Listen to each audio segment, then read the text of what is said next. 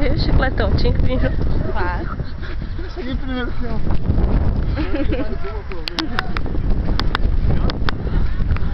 Gente, isso é tudo por uma cerveja.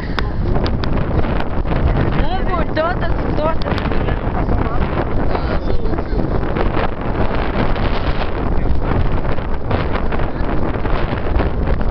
Se deu toda essa briga porque tava quente, imagina se estava gelado, né?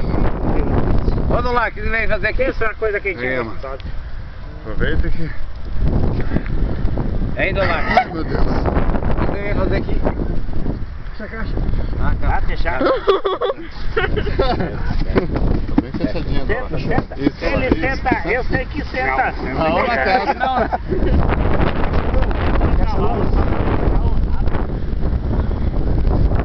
Ai, gente do céu. Não. Não. Acho que aqui tá bom do jeito que tá aqui. Eu também não tô achando ruim, não.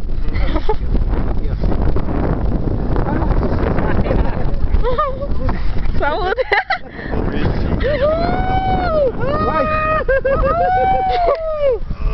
Ai, aí, Galo, vamos se brincar lá? Vamos por ti, Brama!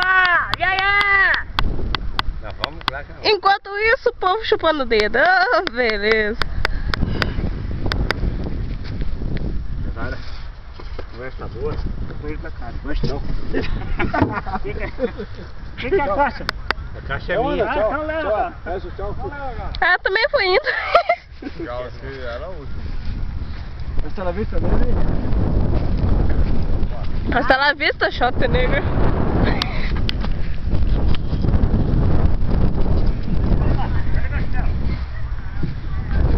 Nossa, é tanto desespero pra correr atrás de uma cerveja que até o chinelo ele perde.